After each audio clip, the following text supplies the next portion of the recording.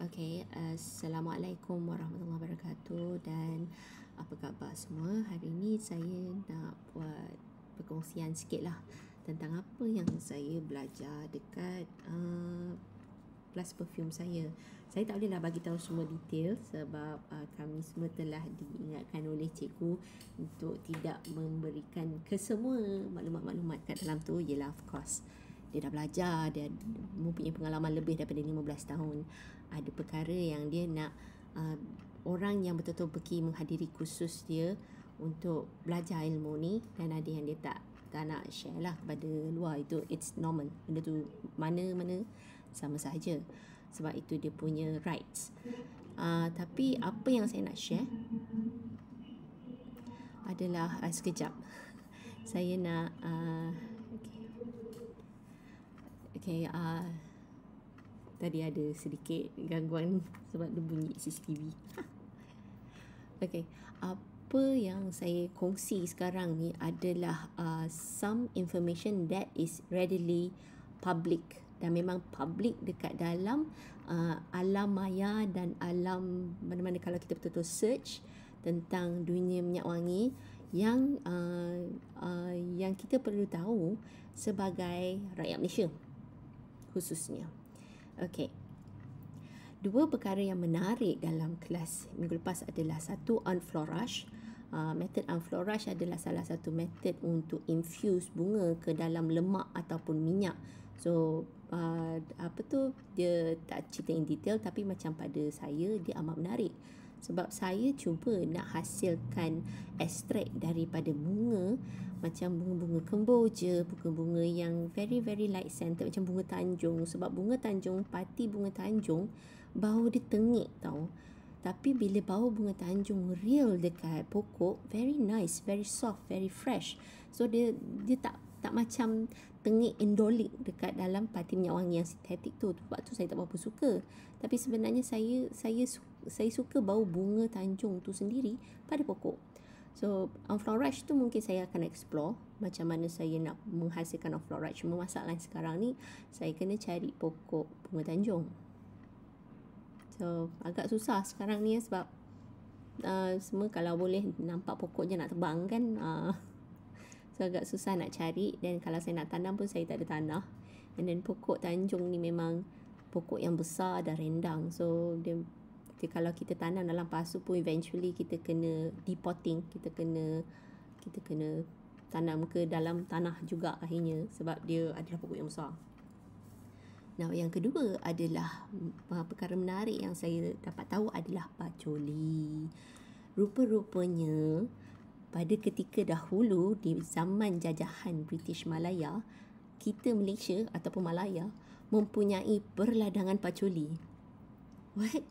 So macam, oh my goodness, macam tak sangka kan, sebab patchouli is one of the aroma chemical yang penting dalam pembuatan minyak wangi, dalam industri minyak wangi. So actually patchouli, dan ia juga cikgu tu cakap patchouli di Malaysia adalah antara patchouli yang terbaik di dunia ketika itu.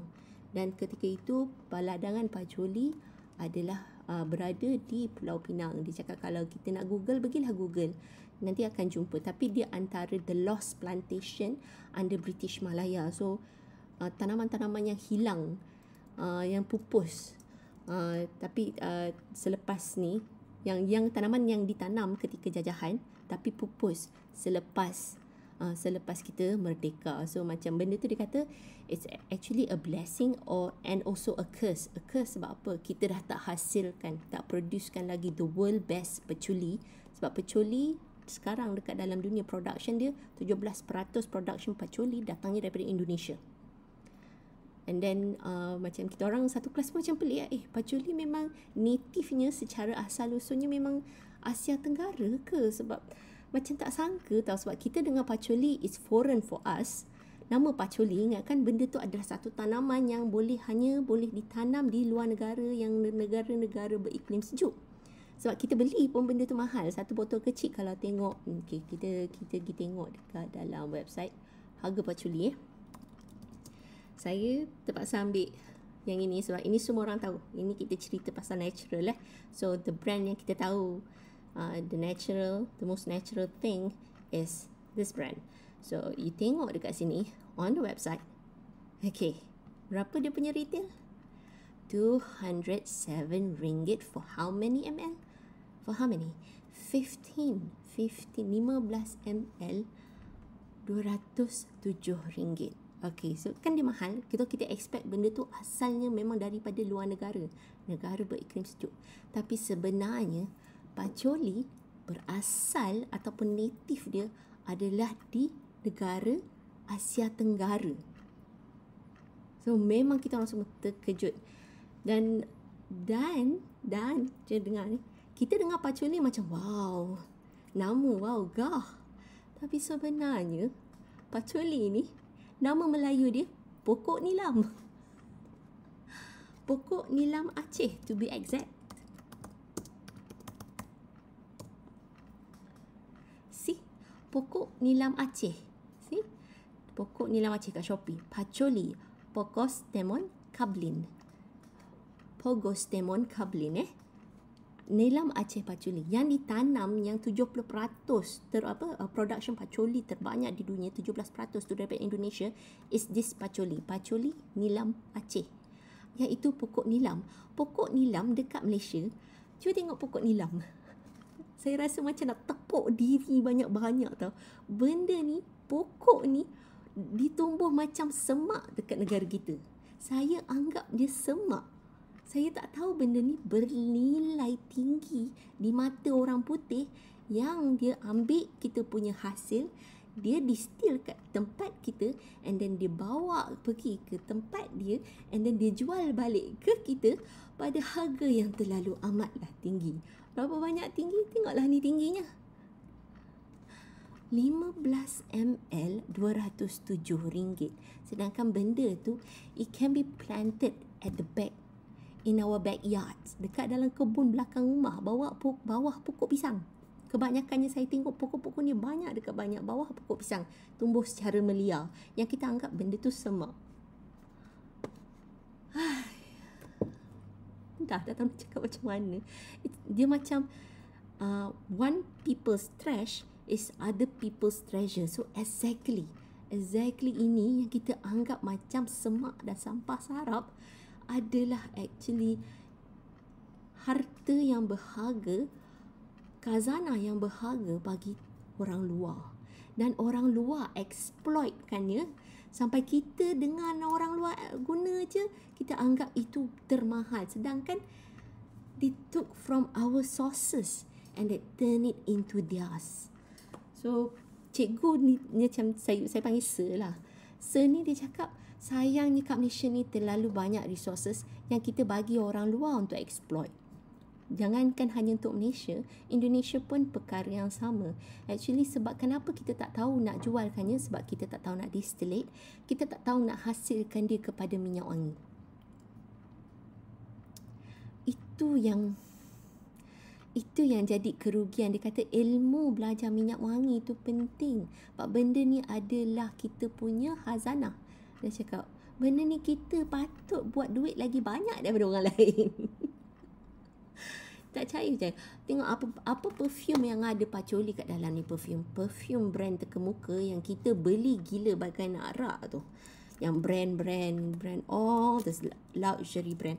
I have nothing against them, but it's just that macam bila kita dapat tahu actually patchouli sebenarnya asalnya daripada region kita, daripada kalangan Khatulistiwa ataupun negara-negara Asia Tenggara yang diambil sumbernya. Saya rasa macam kenapa kita tak ada ilmu ni? Kenapa kita tak ada ilmu ni? Kalau tak, kita dah jadi pelopor, kita jadi the number one in the world in terms of perfumery. Okay, jap, apa saya nak cari? Perfume brands that has patchouli note.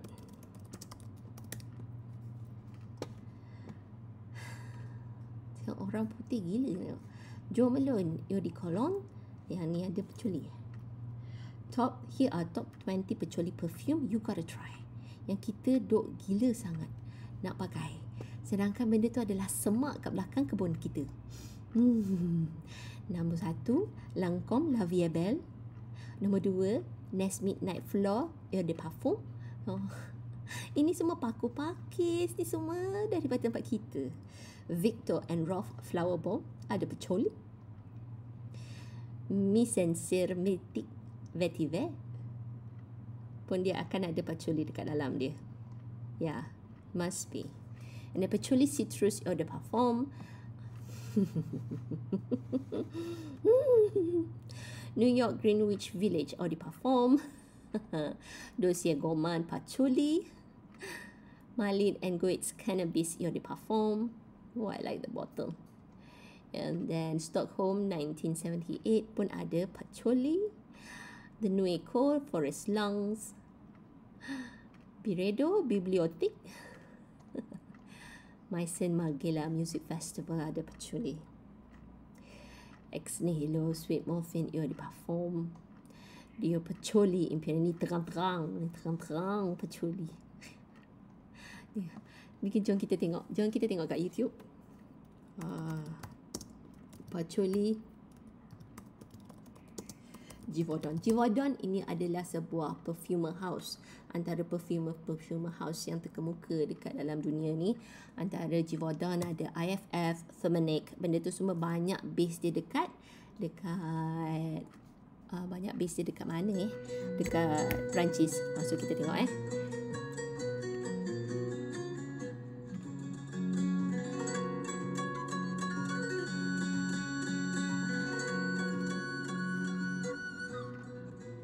Patchouli is a mysterious and often misunderstood ingredient. Okay, see, pokok ni kalau kita pergi kampung, balik kampung ni, pokok ni ada merata-rata.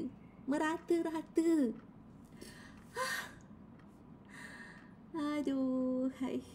We have gold, liquid gold. It is called as a liquid gold.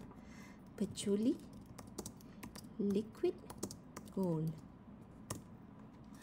Oh God. Yeah, it's called as the liquid gold because why? The patchouli price in market. Yeah.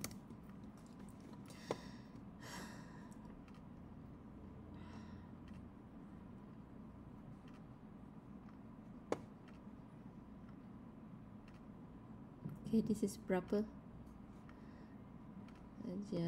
Patchouli says to surpass 67 million by 2019. This is future market insights, patchouli oil and market size. The patchouli oil market is valued at $71.5 million in 2021. It is set to grow at 2.8% CAGR through 2028. Demand for patchouli oil in Middle East and Africa is likely to surpass demand in North America and Western Europe, owing to growing demand for clean label and organic products. Tinggi harganya ni, and it is expected to rise untuk sebuah tanaman yang kita anggap semak di belakang rumah kita. Oh my God. Ini yang saya saya memang tepuk-tepuk dahi. Lepas tu kan bila balik tu saya terus bercerita dekat suami saya, cakap tahu tak pokok patchouli ni nama Melayu dia pokok nilam, and this actually I think it's quite easy. I don't know sebab saya ni kategori tangan panas tu, saya sebenarnya nak try bela pokok ni, tanam pokok nilam ni in a small macam satu pot macam tu, nak tengok macam mana sekiranya saya dah dapat macam dapat mempelajari ataupun the tips and tricks macam mana nak grow patchouli. Then I think I ada cakap why not we just grow this thing because it's expensive. Bayang kalau yang ini saya pergi kepada cikgu saya punya website, Ini dia. So, by the way, kalau anda nak belajar kursus daripada sama cikgu dengan saya, boleh belajar dengan cikgu ni. Nama dia Mr. Roman. Kadang-kadang saya panggil dia Sir. Dia mempunyai 15 tahun pengalaman, because dia bukannya hanya dia saja yang berpengalaman, keluarga dia daripada atuk nenek moyang ibu bapa dia memang susu galuhnya adalah mereka belajar perfumery. So dia agak berpengetahuan luas lah, walaupun dia sebenarnya nampak muda. Dia muda sebenarnya. Tapi dia menjadi cikgu, tak apa.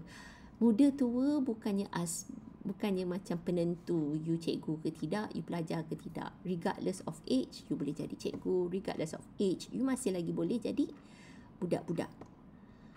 So, okay. See, Pecoli fraction. This is naturally.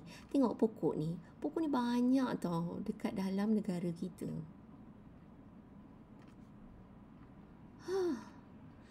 145 ringgit. Yang dia ni, dia source daripada luar, and yet still the same on par macam mana harga dekat luar, because bila kita beli murah dekat luar pun, shipping nak hantar balik ke Malaysia, it's too expensive.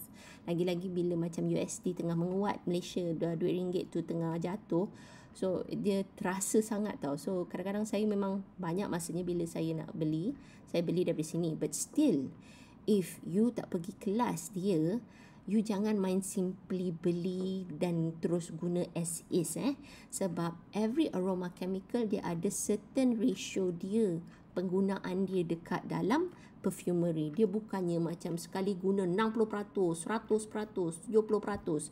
It's not like that.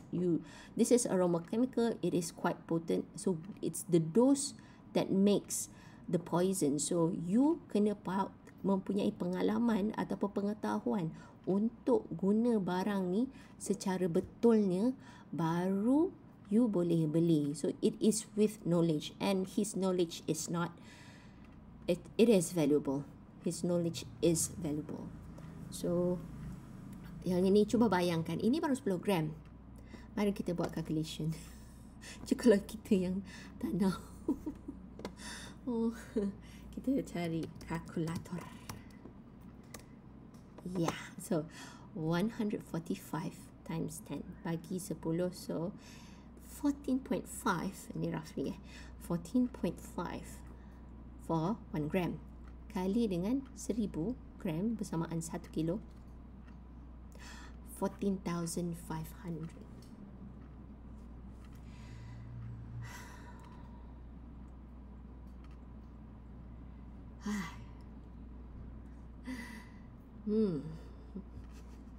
Dan orang putih, orang ni, so kita dah tengok kan, the future market punya insight sebenarnya more and more Mediterranean ataupun Middle East punya market makin suka dengan bau peculi. Why?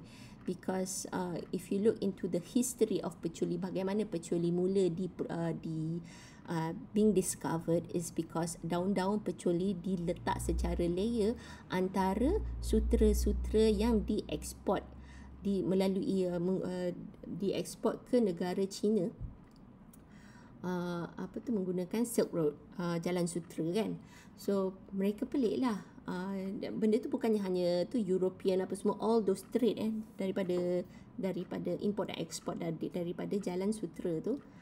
So dia dipanggil sutera sebab sutera diperdagangkan, dan sutera sebenarnya untuk melindungi sutera tu ianya dilapisi dengan peculi, daun-daun peculi dilapisi. Maksudnya bila sampai dekat negara Europe, sampai dekat negara China, mereka pelik, apa benda yang bau sedap ni?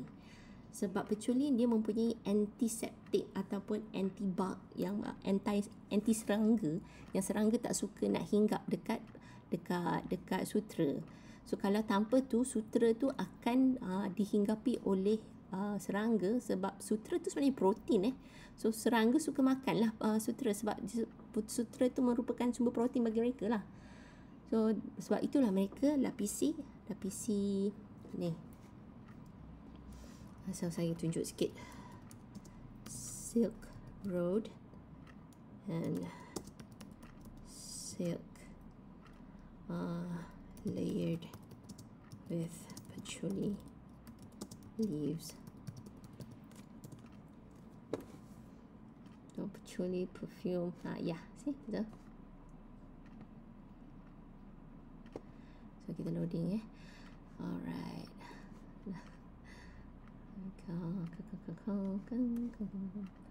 Okay, mana dia punya ni? That is called ni Amazingly. And this is time green leaf. Okay. Oh my god, this is what he want. It is originated in India, Malaysia, and Indonesia, and made its way to the Middle East via the exotic Silk Route. Patchouli is a fantastic insect repellent, effective against flies and other bugs.